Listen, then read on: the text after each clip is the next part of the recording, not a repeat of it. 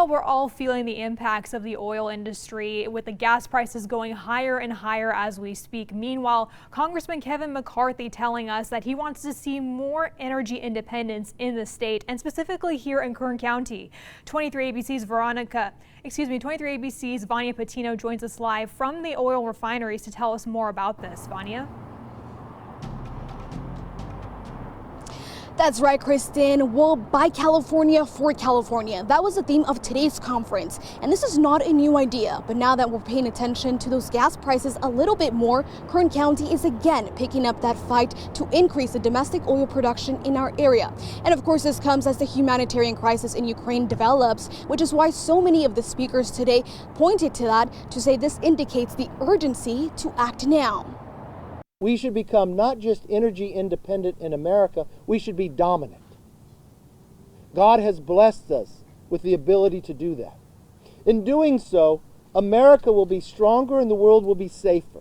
Strong words from House Minority Leader Kevin McCarthy, who went on to say Russia President Vladimir Putin is getting the money that should be going to more local jobs. However, in early March, President Biden put a ban on Russian oil and gas imports. Though McCarthy argues the U.S. simply moved on to another foreign country like Venezuela for supply. But cutting ties with foreign countries for oil is something most on both sides of the political aisle seem to agree on. It's how we make up for that energy that's causing the divide. Making California be able to produce more and lower our prices. We actually need to break our dependence on fossil fuels, which are unpredictable and volatile. Dan Ress, a staff attorney with the Center on Race, Poverty, and the Environment, says instead of doubling down on gas, this would be the time to move towards renewable energy. Frontline communities are suffering because of oil extraction here and driving the existential threat of climate change.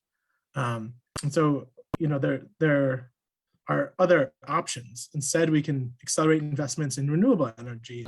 Now, for those in the oil industry, the solution is ramping up production, which has been decreasing for years. This field's on a 5 to 7% decline per year. Even with the decline, the U.S. Department of Energy shows in 2019, Kern County was the 7th highest oil-producing county in the nation. But Michael Gooding, the president of the San Joaquin Facilities Management, says the decline is because of the restrictive policies coming down from the state, referring to the permits that have been denied for more wells to be built. If the permits that were approved by the Newsom administration, all of the production would ramp up overnight.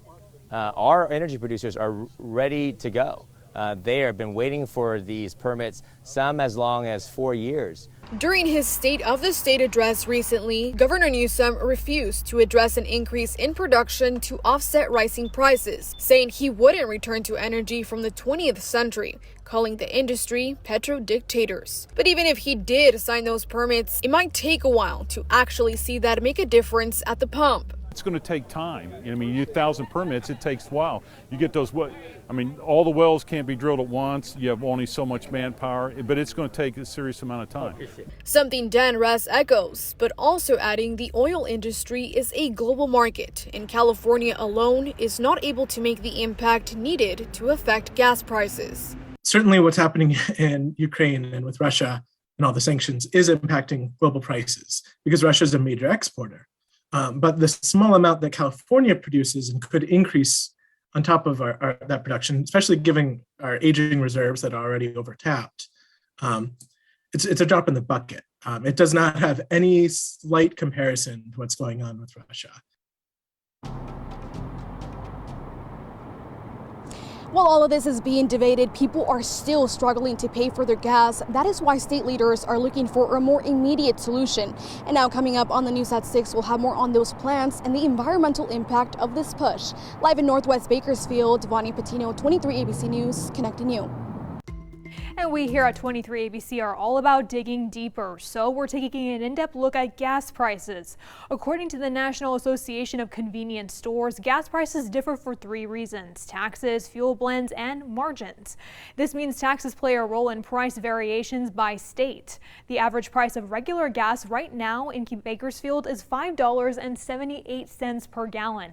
all retailers must assess the 18.4% federal gas excise tax. That's on top of the state's additional taxes and fees. The California gas tax is 51.1 cents per gallon, and it's expected to rise again in July. California is the only state, by the way, that requires unique fuel blends, which is more costly to produce and raises the gas at the pump. Lastly, let's talk margins. The price of a gallon of gas can vary depending on the location of the store, nearby competition from other businesses and retailers, and the brand of fuel that is sold.